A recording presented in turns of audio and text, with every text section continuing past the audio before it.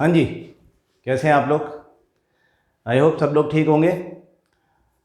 आज हम chemical reaction का एक बड़ा इम्पॉर्टेंट पॉइंट डिस्कस करने वाले हैं। जैसा कि हम कल बात कर रहे थे, बैलेंसिंग केमिकल इक्वेशंस।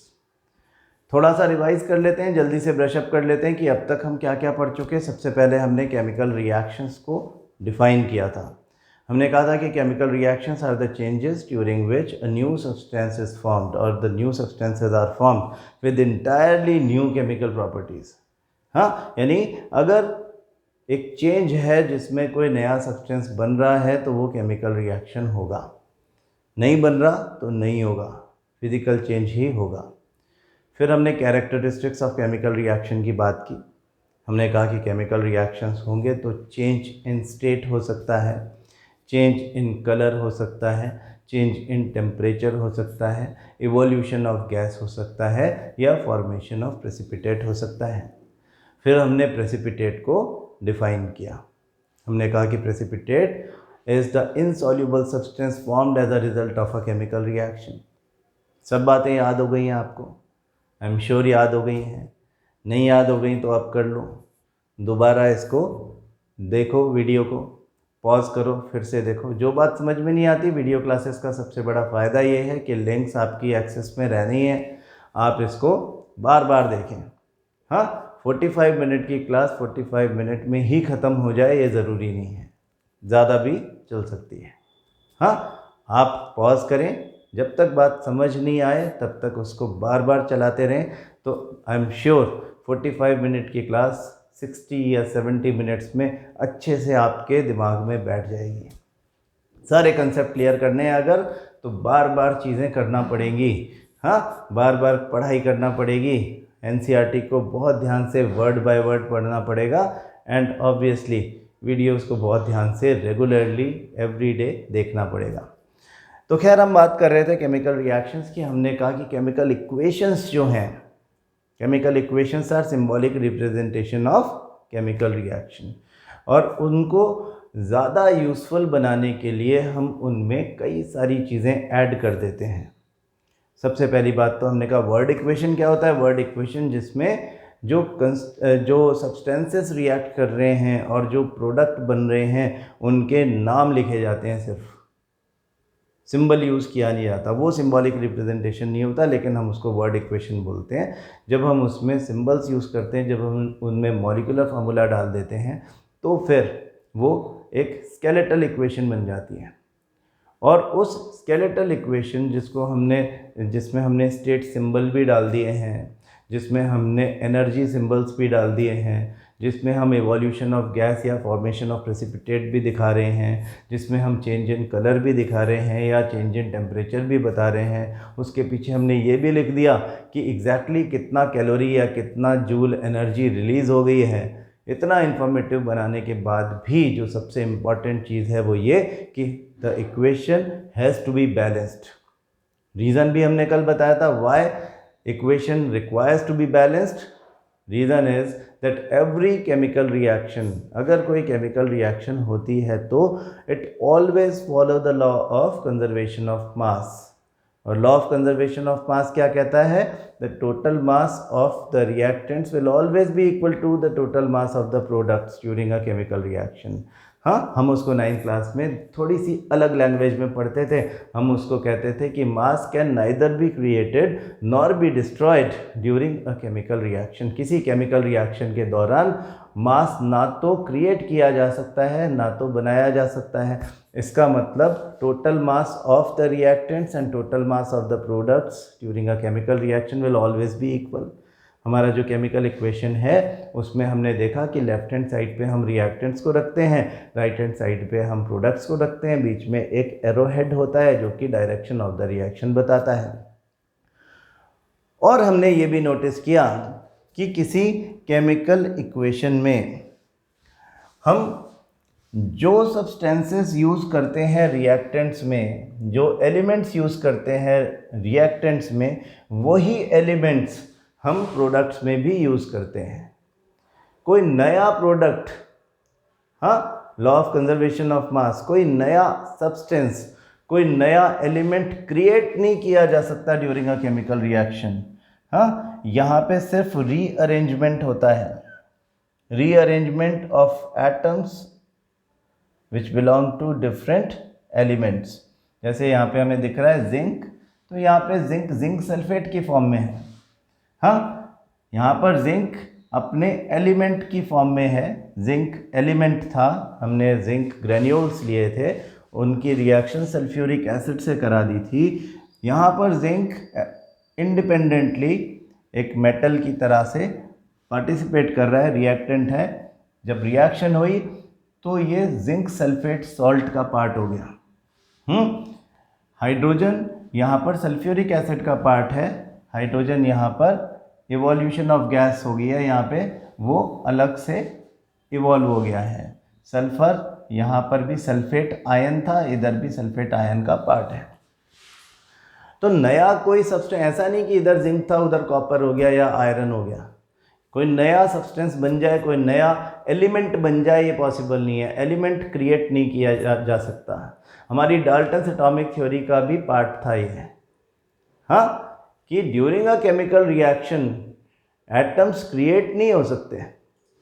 एटम्स का तो केवल रीअरेंजमेंट होता है ड्यूरिंग अ केमिकल रिएक्शन। तो इसलिए हमें बैलेंस करना है कि दोनों तरफ का मास बराबर करना है according to law of conservation of mass. दोनों तरफ का मास अगर हम बराबर कर पाए तो फिर ठीक रहेगा, तभी वो true representation of a chemical reaction होगा। तो कल की क्लास में हमने पढ़ा था कि chemical equation is a symbolic representation of a chemical reaction, और हमने देखा था कि किस तरह से उनको रिप्रेजेंट किया जाता है। वर्ड इक्वेशन क्या होती है, स्केलेटल इक्वेशन क्या होती है, स्केलेटल इक्वेशन को किस तरह से मोर यूज़फुल बनाया जा सकता है, and finally what is balancing of an equation.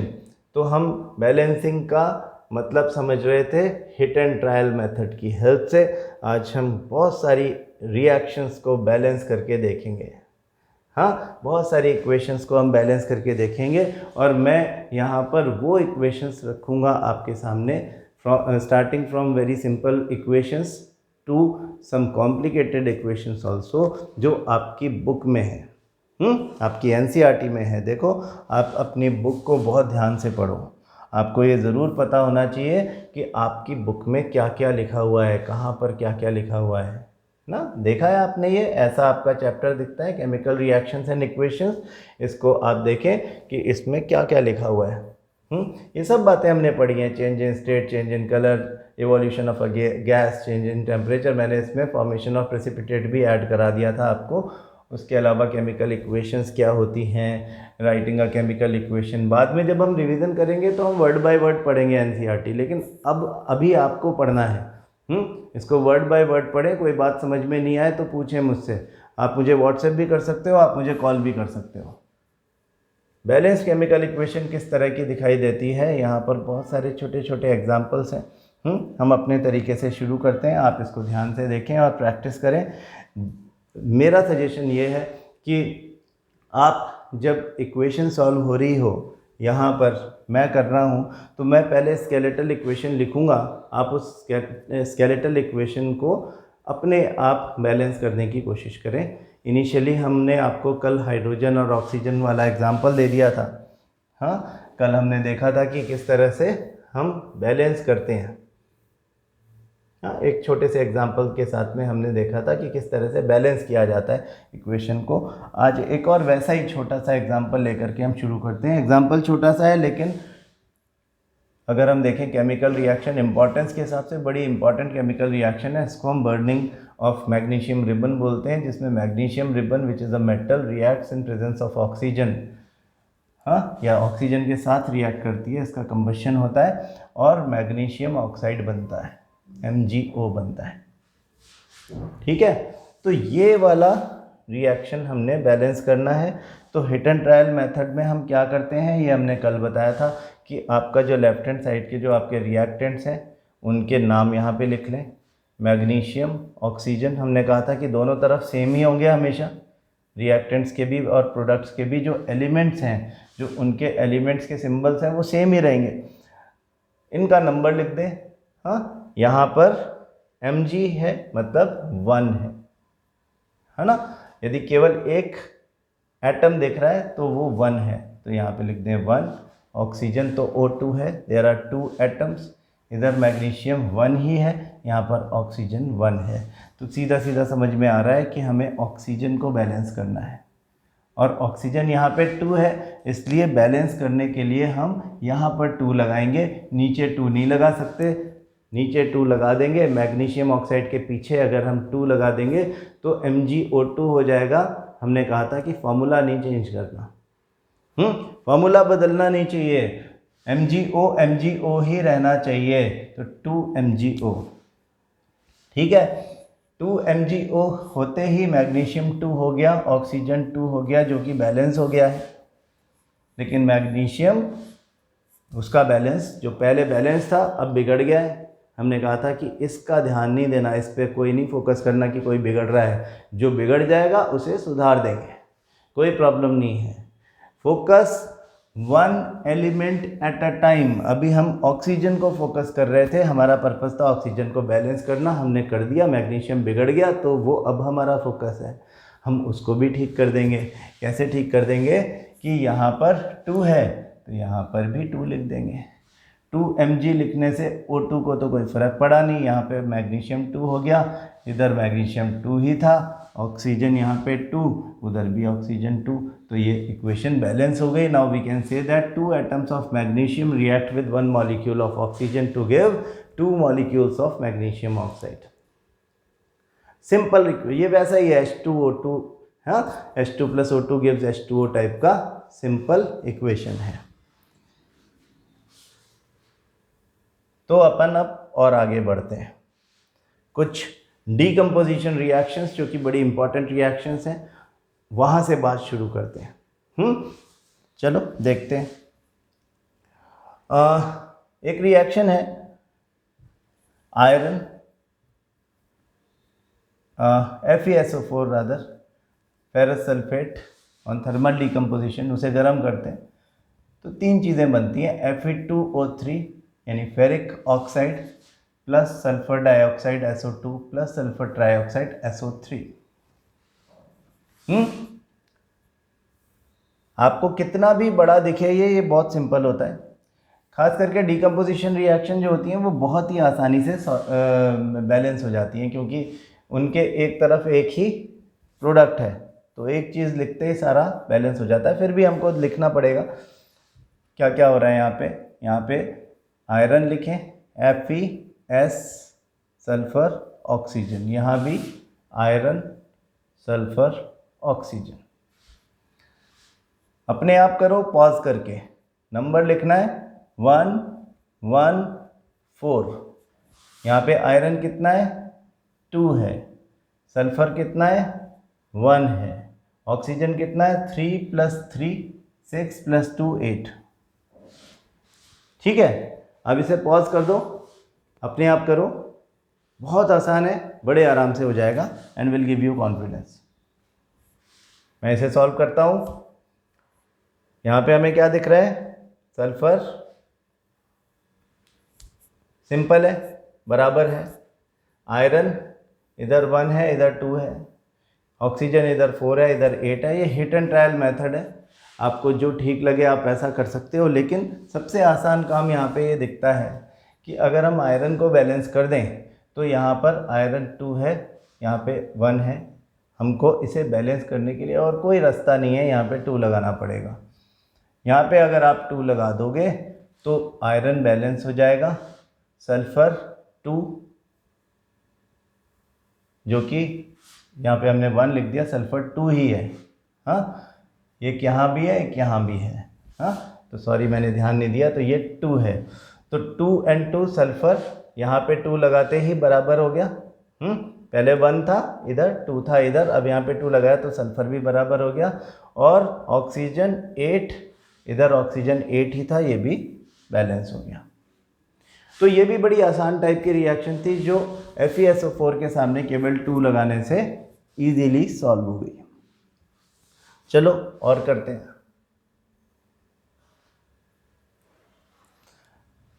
एक और रिएक्शन हम देखते हैं इसी तरह की, लेड नाइट्रेट, मैंने आपको शायद कल भी लिखवाई थी ये, लेड नाइट्रेट का थर्मल डिकम्पोजिशन, यानी इसको हमने हीट किया, लेड ऑक्साइड PbO बन गया, नाइट्रोजन डाइऑक्साइड NO2 निकल गया, नाइट्रोजन ऑक्साइड बोलते हैं हम इसको, और ऑक्सीजन। ठीक है जी। अब देखो यहाँ पे भी हमको यही करना है। I suggest you, strongly suggest कि आप इसे अपने आप करने की कोशिश करें, ये रिएक्शन आपको काफ़ी चीज़ें सिखाएगी। तो वीडियो को ऐसे ही मत देखो, पॉज करो, अपने आप करो, पेन पेपर आपके हाथ में होना चाहिए इस समय, उस पेन पेपर को लेकर के सॉल्व करो और देखो कि कितनी आसानी से ये हो जाता है। Lead, nitrogen, oxygen, lead, nitrogen, oxygen. Hit and trial method है, इसलिए मैं कोई आपको तरीका नहीं बता रहा, पहले आप एक्सप्लोर करो, फिर मैं आपको कुछ स्पेसिफिक जो अपने एक्सपीरियंस से या दूसरों के एक्सपीरियंस से या कहीं किसी बुक को देख करके हमने कहीं से जो भी सीखा है वो हम ज़रूर आपको कुछ टिप्स देने की कोशिश करेंगे। लेकिन ये टाइम ऐसा है जब आपको अपने आप चीज़ें सीखनी चाहिए, एक्सप्लोर करना चाहिए कि हाउ टू डू दैट। तो लेड 1, नाइट्रोजन 1, ऑक्सीजन 3, इधर lead 1, nitrogen 1, oxygen 2 + 2 + 1 that is 5। तो अब देखें 3 और 5, लेड तो बैलेंस्ड ही है, नाइट्रोजन बैलेंस्ड है क्या? नाइट्रोजन अभी बैलेंस दिख रहा है हमें, ऑक्सीजन को बैलेंस करना। PbNO3 मैंने इक्वेशन गलत लिख दी है, PbNO3 होल ट्वाइस है, PbO PbNO3 होल ट्वाइस। तो यहाँ एक बार दोबारा देख लें, नाइट्रोजन 2 है और ऑक्सीजन 3 × 2, ध्यान से देखें, 3 × 2 6 होगा। PbNO3 होल ट्वाइस यानी लेड नाइट्रेट जब हीट किया जाता है तो उसके 3 टुकड़े हो जाते हैं, lead oxide, NO2 and O2। तो अब लेड तो आपका बैलेंस्ड ही दिख रहा है, आपके पास 2 चॉइस हैं, या तो आप नाइट्रोजन को बैलेंस कर लें, या तो आप ऑक्सीजन को बैलेंस कर लें। हाँ, ज़्यादातर लोगों को ऐसा लगता है कि नाइट्रोजन को बैलेंस करना आसान है। अगर आपने इस वीडियो को पॉज करके सॉल्व किया है तो हो सकता है कि आप इसमें ये गलती कर चुके हों कि आप यहाँ पर 2 लिख के इसको बैलेंस करें पहले, लेकिन अगर आपने ऐसा किया तो आप इस इक्वेशन में फंस जाओगे, ये आपसे फिर सॉल्व भी नहीं होगी। आप यहाँ पर एक छोटी सी टिप निकल के आती है, हाँ, हालांकि अलग अलग लोग अलग अलग टिप्स देते हैं, लेकिन मैं मेरी पर्सनल एक्सपीरियंस से बता रहा हूँ कि जहाँ पर नंबर ऑफ़ एटम्स ज़्यादा हों वहाँ से अगर शुरू किया जाए तो अक्सर आसानी होती है, हम फंसते नहीं हैं जनरली। तो यहाँ पे देखें कि लेड ऑक्साइड, इधर ऑक्सीजन आपको दिख रहा है 6, इधर आपको दिख रहा है 5। लेड ऑक्साइड में अगर हम 2 लिख दें तो 2 + 2 + 2 ऑक्सीजन बैलेंस हो जाएगी, ये भी 6, ये भी 6। यहाँ 2 लिखने से लेड 2 हो जाएगा, नाइट्रोजन अभी हमने छेड़ा नहीं है, 2 और 1 का ही वो है। तो यहाँ पे लेड को बैलेंस करें, यहाँ 2 लिख दें, यहाँ जैसे 2 लिखेंगे लेड भी बैलेंस हो जाएगा। अब आप सोचोगे ऑक्सीजन भी बिगड़ जाएगा, नाइट्रोजन तो बिगड़ा बिगड़ाया है, कोई बात नहीं, हम ठीक कर लेंगे। 3 × 2 6, ऑक्सीजन कैसे काउंट करना, ध्यान से देखो, 3 × 2 6, ऑक्सीजन 6 तो है ही, इधर 2 से भी मल्टीप्लाई करो, 6 × 2, अब ऑक्सीजन हो गया है 12। तो ऑक्सीजन भी वापस बिगड़ गया, लेड केवल बैलेंस्ड है अभी। अब हम नाइट्रोजन को देखें, नाइट्रोजन कितना है, नाइट्रोजन कैसे काउंट करना है, देखो ब्रैकेट के बाहर 2 है, नाइट्रोजन 2, 2 × 2 4, तो यहाँ लिखोगे 4। हाँ, नाइट्रोजन 4 है, इधर फिलहाल नाइट्रोजन 1 है, इसको बैलेंस करने के लिए आप नाइट्रोजन के सामने 4 लगा दो, नाइट्रोजन के सामने 4 लगाया, नाइट्रोजन 4 हो गया, लेड तो 2 ही है, उस पर कोई फ़र्क नहीं पड़ा। ऑक्सीजन पे क्या फ़र्क पड़ा, ऑक्सीजन कैसे काउंट करेंगे, ध्यान से देखो, 4 × 2 8, 8 प्लस यहाँ पे ऑक्सीजन है 2, 8 + 2 10 + 2 12। तो देखो लेड बैलेंस्ड, नाइट्रोजन बैलेंस्ड और ऑक्सीजन भी बैलेंस्ड हो गया। हाँ, यानी 2 molecules of lead nitrate when heated give 2 molecules of lead oxide, 4 molecules of nitrogen dioxide and 1 molecule of oxygen is also evolved. Simple है। और देखते हैं, आपने रिएक्शन देखी होगी फोटोसिंथेसिस की। फोटोसिंथेसिस की रिएक्शन या रेस्पिरेशन की रिएक्शन एक ही टाइप की रिएक्शन होती है, दोनों में से जो भी ले लें। जैसे फोटोसिंथेसिस में हम कहते हैं कि कार्बन डाइऑक्साइड और वाटर, जानते हो ना फोटोसिंथेसिस, सबको पता ही होगा, लाइफ प्रोसेसेस में भी आपको पढ़ना है, न्यूट्रिशन में, हाँ 10th क्लास में। बाकी छोटी क्लासेस से आप जानते हो कि प्लांट्स अपना खाना खुद बनाते हैं, और खाना मतलब ग्लूकोज कैसे बनाते हैं, कार्बन डाइऑक्साइड और वाटर का रिएक्शन होता है और ग्लूकोज बनता है, साथ में ऑक्सीजन इवॉल्व होती है। तो वो रिएक्शन लिख देते हैं हम यहाँ पे इक्वेशन की फॉर्म में। क्या कि CO2 प्लस H2O, इन दोनों का रिएक्शन हुआ in presence of chlorophyll and ultraviolet rays मतलब सनलाइट, उन्होंने बनाया glucose C6H12O6 and oxygen gas evolve हो गई है। ये रिएक्शन हमारा फोटोसिंथेसिस का रिएक्शन है। हमने इसकी स्केलेटल इक्वेशन लिख दी है, आप ट्राई करें अपने आप।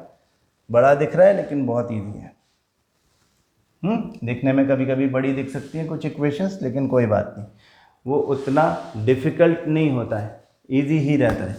तो आप देखो कार्बन डाइऑक्साइड, यहाँ पे मैं लिखता हूँ carbon, oxygen, hydrogen. Again I am suggesting you कि पॉज करें वीडियो और अपने आप करें, उसके बाद देखें कि किस तरह से हुआ है।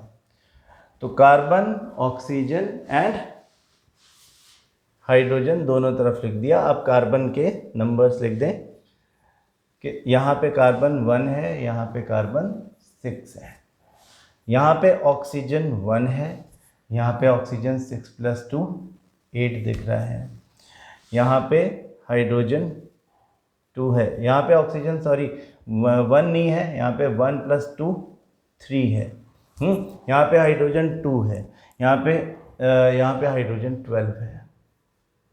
हाँ, तो ऑक्सीजन इधर 8, इधर 3, इधर 12 and 2, इधर 6 and 1, सारे ही काफ़ी ज़्यादा गैप वाले हैं। किसी से भी शुरू कर सकते हैं, हाइड्रोजन से शुरू करना अच्छा हो सकता है, ज़रूरी कुछ भी नहीं है, क्योंकि ये हिट एंड ट्रायल मेथड है, आप कहीं से भी शुरू करें। अगर एक जगह से आप फेल हो जाते हो तो दूसरी जगह शुरू करते हो, यही हिट एंड ट्रायल होता है।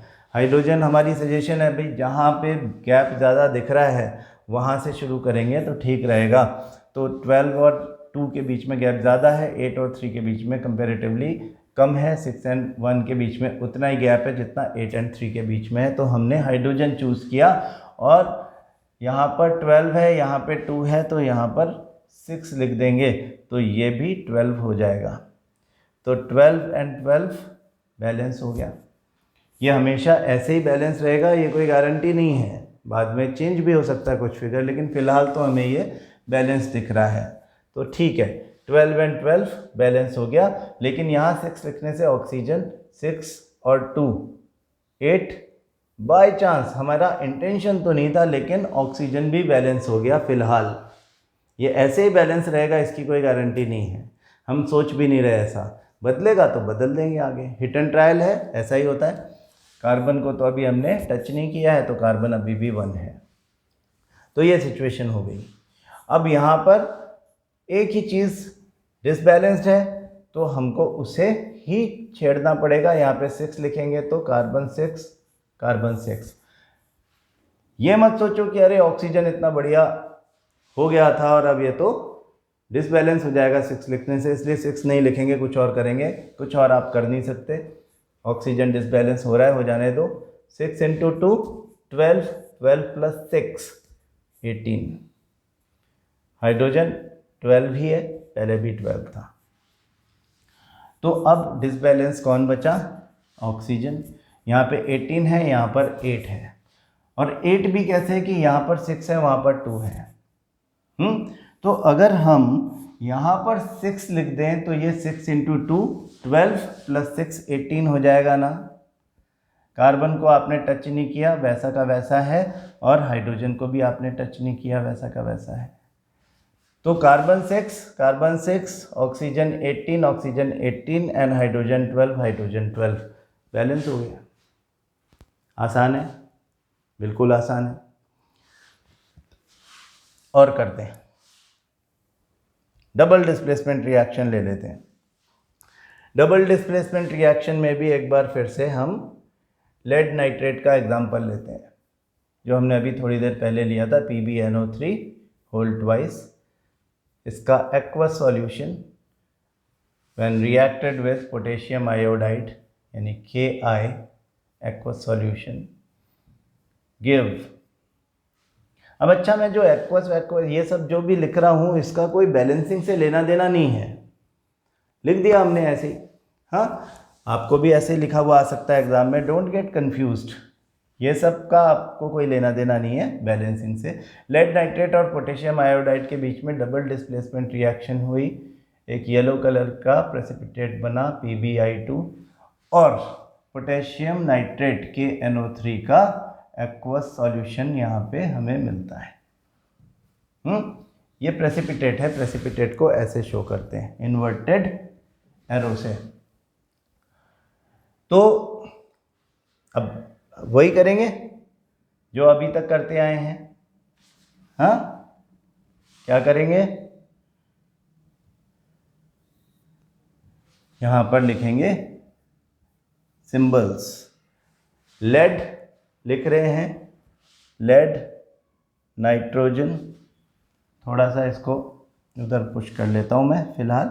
Lead nitrogen oxygen potassium iodine. आप बोलोगे अरे बाप रे इतने सारे, कोई फ़र्क नहीं पड़ता, कई बार ज़्यादा होते हैं तो आसानी भी होती है इनफैक्ट। हाँ, बहुत आराम से हो जाता है सब कुछ, किसी भी इक्वेशन से डरने की ज़रूरत नहीं है। Lead nitrogen oxygen potassium iodine. अब हम सबसे पहले देखें कि इनके कितने कितने नंबर्स हैं हमारे पास में। लेड यहाँ पे 1 है, यहाँ पे भी लेड 1 है। नाइट्रोजन कैसे काउंट करोगे, 2 नाइट्रोजन, ऑक्सीजन 3 × 2 6, पोटेशियम 1, आयोडीन 1। देखें, ठीक है, इधर lead nitrogen 1, oxygen 3, potassium 1, iodine 2। तो दोनों को अगर हम कंपेयर करें तो हमें सबसे पहले तो क्या दिखाई देता है कि लेड 1 है, लेड 1 है, नाइट्रोजन 2 है, 1 है, ऑक्सीजन 6 और 3 है, पोटेशियम 1 है, पोटेशियम 1 है, आयोडीन 1 और 2 है। हाँ, तो ये सजेस्ट करता है कि हम ऑक्सीजन को पहले फोकस कर लें तो ठीक रहेगा। मैं फिर बता दूं कि ज़रूरी कुछ भी नहीं है, लेकिन यस एक्सपीरियंस है कि ये काम आता है। तो ऑक्सीजन 6 और 3 है, हमें यहाँ पे ऑक्सीजन इस साइड भी 6 करना है, तो हम यहाँ 2 लिख देंगे, यहाँ 2 लिख देंगे तो ऑक्सीजन हो जाएगा 6। यही हमारा पर्पस था कि ऑक्सीजन बैलेंस हो जाए। लेकिन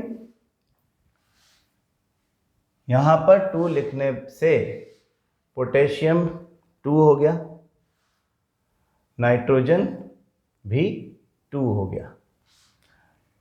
तो पोटेशियम जो पहले ठीक था, बैलेंस था, अब वो बिगड़ गया है। नाइट्रोजन जो पहले अनबैलेंस थी वो फिलहाल बैलेंस्ड हो गई है, इधर भी 2 इधर भी 2 हो गई है। यहाँ आयोडीन हमने टच नहीं किया, लेड टच करने की ज़रूरत नहीं थी। तो हम यहाँ पे अब क्या देख रहे हैं कि लेड 1 और 1 बैलेंस है, नाइट्रोजन 2 और 2 बैलेंस्ड है, ऑक्सीजन 6 और 6 बैलेंस्ड है, और Ki पोटेशियम आयोडाइड में Ki एक साथ हैं, दोनों 1 1 हैं, यहाँ पे दोनों 2 2 हैं। तो अगर हम Ki के सामने 2 लगा दें तो ये इक्वेशन बैलेंस हो जाएगी। हाँ, फिर ये हो जाएगा 2K 2I 1 2 6 as it is रहेगा। तो लेड 1 और 1 बैलेंस्ड, नाइट्रोजन 2 और 2 बैलेंस्ड, ऑक्सीजन 6 और 6 बैलेंस्ड, पोटेशियम 2 और 2 बैलेंस्ड, एंड iodine 2 और 2 balanced. This is the balanced chemical equation. अपनी बुक में जितनी इक्वेशंस आपको दिखें उन सबको आप कर डालो।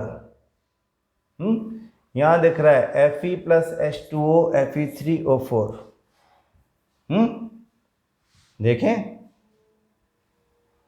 मतलब जितना ज़्यादा आप सॉल्व करोगे उतना ज़्यादा आपकी प्रैक्टिस होगी और आपका कॉन्फिडेंस बढ़ेगा। यही हमारा पर्पस है। Fe3O4 प्लस H2 केमिकल जब हम मेटल्स नॉन मेटल्स पढ़ेंगे तो उसका एक इम्पॉर्टेंट रिएक्शन है कि how iron reacts with water, और वो वाटर के साथ में ठंडे या गर्म पानी के साथ में रिएक्शन नहीं करता, कंपैरेटिवली लेस रिएक्टिव है, तो स्टीम के साथ में रिएक्शन करता है। ये गैस फॉर्म में होता है। हालांकि यहाँ पे ये दिया हुआ नहीं है, ये तो मैं ऐसे ही बताने लगा आपको। बाकी इस इक्वेशन को बैलेंस करना है हिट एंड ट्रायल मेथड से। तो क्या करोगे आप, यहाँ पे लिखोगे Fe, यहाँ पे H, यहाँ पे O, यहाँ पे भी Fe, यहाँ पे H, यहाँ पे O। इन्होंने जो स्टेप 1 स्टेप 2 ये सब दे रखा है, इसको रहने दो अपने आप तो प्रैक्टिस करो जैसे मैं बता रहा हूँ जल्दी जल्दी। उसमें बहुत टाइम वेस्ट करने की ज़रूरत नहीं है। आयरन 1 है, हाइड्रोजन 2 है, ऑक्सीजन 1 है। यहाँ पे आयरन 3 दिख रहा है, यहाँ पे हाइड्रोजन 2 दिख रहा है, यहाँ पे ऑक्सीजन 4 दिख रहा है। तो 1 3 2 2 हाइड्रोजन तो हमको दिख रहा है कि बैलेंस्ड ही है। लेकिन ऑक्सीजन 1 और 4 का गैप दिख रहा है, आयरन 1 और 3 का गैप दिख रहा है। ठीक है, आयरन यहाँ पे अकेला है, कभी भी बैलेंस कर देंगे। आप फोकस करो ऑक्सीजन के ऊपर। क्या करो, यहाँ पे लिख दो ऑक्सीजन के लिए, यहाँ पे 1 है, यहाँ पे 4 है, तो यहाँ पे 4 लिख देते हैं। तो ऑक्सीजन हो गया 4, यहाँ पे भी ऑक्सीजन 4 था, 4 और 4 बैलेंस, लेकिन यहाँ पे 4 लिखने से हाइड्रोजन कितना हो गया, 8।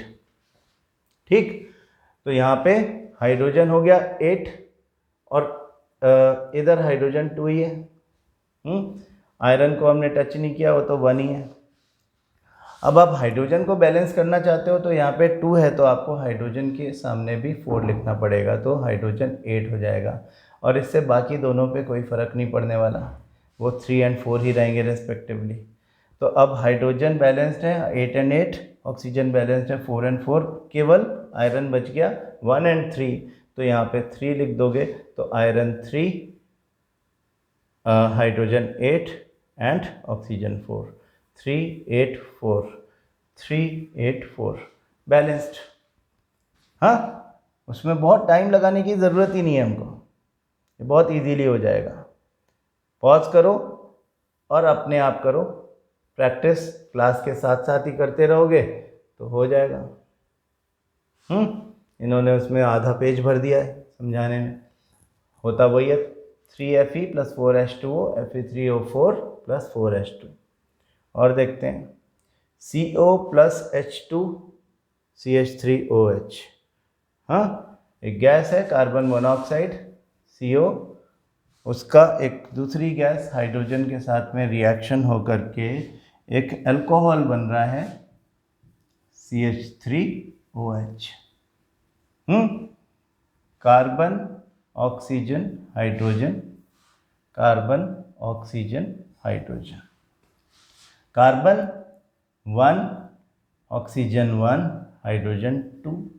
आप बोलोगे कि कार्बन डाइऑक्साइड होता है, आपने फार्मूला गलत लिख दिया। नहीं, ये यही है, कार्बन मोनोऑक्साइड भी होता है, कार्बन डाइऑक्साइड भी होता है।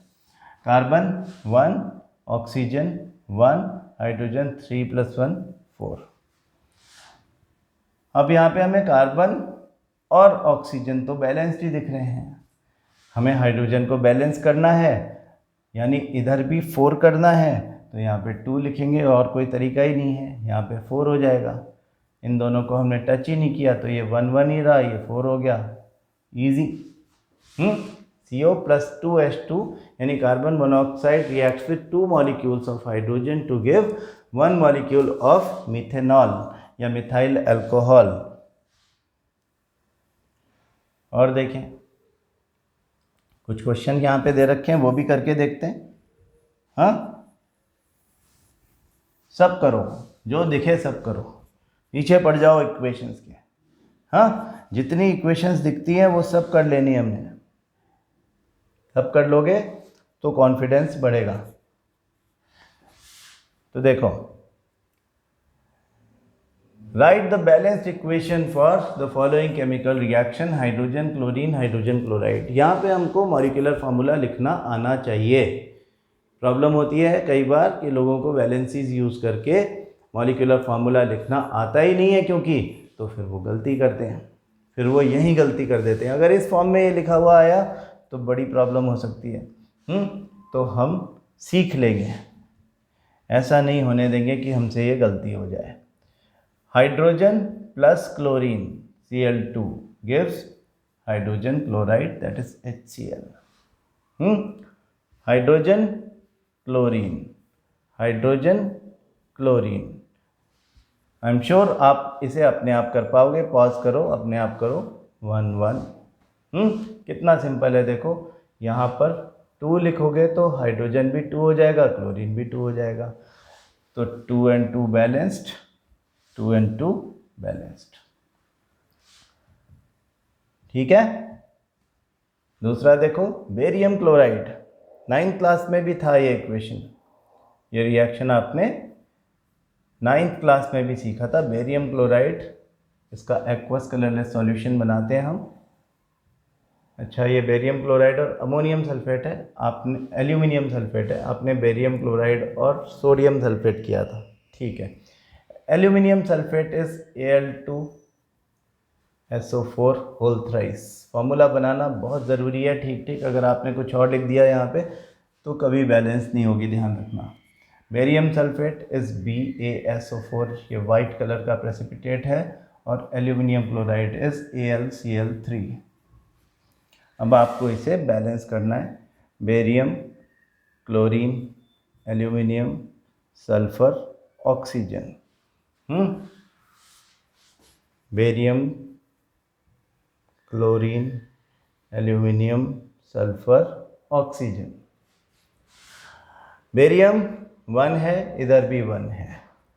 क्लोरीन इधर 2 है, उधर 3 है। हाँ, एल्यूमिनियम इधर 2 है, उधर 1 है। सल्फर इधर 3 है। कैसे गिनेंगे? ब्रैकेट के बाहर 3 लिखा हुआ है, अंदर सल्फर 1 है, तो 1 × 3 3। ऑक्सीजन यहाँ 4 है, बाहर 3 है, 4 × 3 12। हाँ, यहाँ पे सल्फर कितना? 1, यहाँ पे ऑक्सीजन 4। तो अब आप देखो कि 12 और 4 ऑक्सीजन के बीच में गैप ज़्यादा दिख रहा है। हम ऑक्सीजन पे भी फोकस कर सकते हैं पहले, और ऑक्सीजन को यहाँ पे 12 है ऑक्सीजन, वहाँ पे 4 है ऑक्सीजन, तो यहाँ पे भी 12 करने के लिए हमको 3 करना पड़ेगा। हाँ, मैं फिर बता रहा हूँ कि ये कोई गारंटी नहीं है कि हमने ऐसे ही करना है। अगर ये हिट एंड ट्रायल मेथड है तो अगर गलती होगी तो हम ठीक कर लेंगे आगे। इसलिए डरना बिल्कुल भी नहीं है आपने कुछ भी एक्सपेरिमेंट करने से पहले, बस गलत तरीके से मत करना। तो यहाँ पे 3 लिखा तो बेरियम 3 हो गया। बेरियम यहाँ पे 1 है। क्लोरीन को हमने छेड़ा नहीं, वो तो 3 का 3 है। एल्यूमिनियम को हमने छेड़ा नहीं, 1 का 1 है। सल्फर को हमने छेड़ दिया तो वो तो 3 हो गया, और ऑक्सीजन 12 हो गया। ऑक्सीजन बैलेंस हो गया, इधर भी 12 उधर भी 12। अब देखो सल्फर भी बैलेंस हो गया, सल्फर इधर भी 3 इधर भी 3। बेरियम डिसबैलेंस्ड है तो बेरियम को देख लेंगे। बेरियम वहाँ पे 3 है, यहाँ पे 1 है, तो यहाँ पे 3 कर देते हैं, तो बेरियम 3 होगा। बेरियम के 3 होने के साथ में 3 × 2 क्लोरीन 6 हो गया, जो कि वहाँ पर 3 है।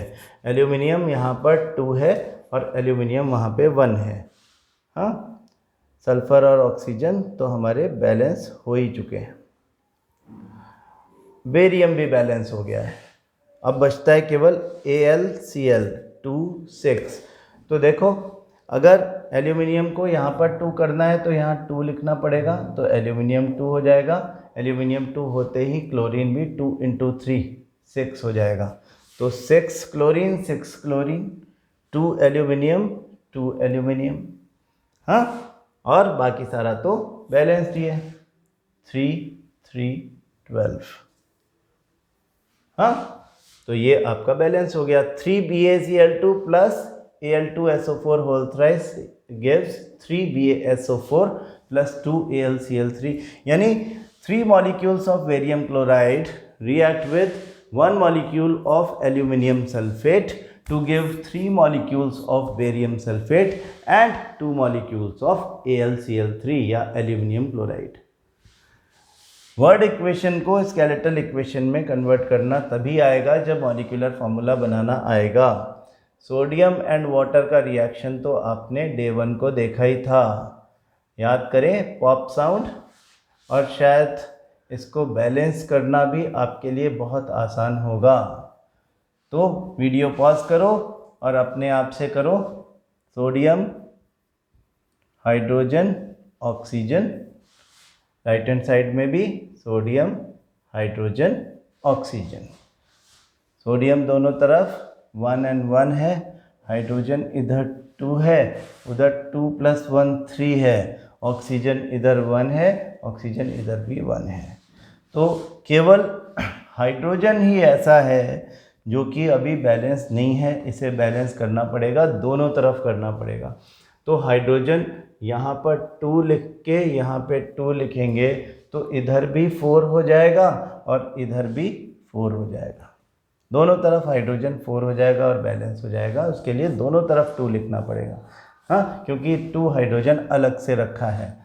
अब ऑक्सीजन को क्या फ़र्क पड़ा कि जो 1 था वो अब 2 हो गया, यहाँ पे भी ऑक्सीजन लेकिन 1 से 2 हो गया है, सोडियम भी 1 से 2 हो गया है और यहाँ भी 1 से 2 हो गया है। तो 2 4 2 = 2 4 2, इक्वेशन इज बैलेंस्ड। हाँ, कितना इजी है, देखो जो आप यहाँ पे भी कर रहे थे वही सब बातें वहाँ पे हो रही हैं। बिल्कुल इजी है। और देखें solution of barium chloride and sodium sulphate, ये आपके 9th क्लास में था, ये तो आप बिल्कुल फटाफट कर दोगे। चलो देखते हैं, barium chloride plus sodium Na2SO4 sodium sulphate और reacts to give barium sulfate BaSO4 and solution of sodium chloride। तो यहाँ पे लिख दें वैसे BaClNaSO, हाँ, और इधर भी लिख दें barium chlorine sodium sulphur and oxygen. Barium इधर 1 इधर 1, क्लोरीन इधर 2 क्लोरीन उधर 1, सोडियम इधर 2 सोडियम उधर 1, सल्फर इधर 1 सल्फर इधर 1, ऑक्सीजन इधर 4 ऑक्सीजन इधर भी 4। तो ऑक्सीजन ऑलरेडी बैलेंस दिख रहा है, सल्फर ऑलरेडी बैलेंस दिख रहा है, फिलहाल सोडियम डिसबैलेंस्ड है, क्लोरीन डिसबैलेंस्ड है, बेरियम बैलेंस्ड दिख रहा है। तो आपको सोडियम और क्लोरीन के ऊपर ही फोकस करना है। सोडियम भी 2 इधर भी 2, सोडियम क्लोराइड में अगर आप 2 लगा दोगे तो यहाँ भी सोडियम 2 हो जाएगा, क्लोरीन 2 हो जाएगा, बाकी सब तो वैसे ही बैलेंस्ड है। हाँ, यानी barium 1 1 balanced, chlorine 2 2 balanced, sodium 2 2 balanced, sulphur 1 and 1 balanced and oxygen 4 and 4 balanced. कितना आसान है देखो। जितना अपने आप करोगे उतना कॉन्फिडेंस आएगा। वीडियो को एक इंटरटेनिंग मूवी की तरह से देखोगे तो शायद आप सीखो कम, मज़ा तो आएगा लेकिन शायद कम सीखो, खुद करोगे तो ज़्यादा अच्छे से आएगा। Sodium hydroxide react with hydrochloric acid, neutralisation reaction है, NaOH is sodium hydroxide reacts with HCl hydrochloric acid to give sodium chloride solution and water। हाँ देखो NaOHCl NaOHCl,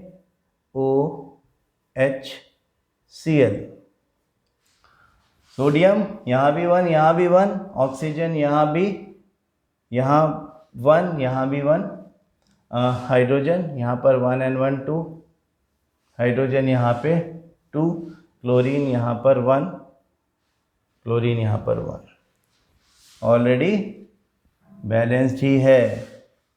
हमें इसे ज़बरदस्ती बैलेंस करने की ज़रूरत नहीं है, ऐसा भी होता है। ये भी सीखने की बात है कि अगर पहले से ही बैलेंस्ड है तो उसको ज़बरदस्ती बैलेंस करने की ज़रूरत नहीं होती।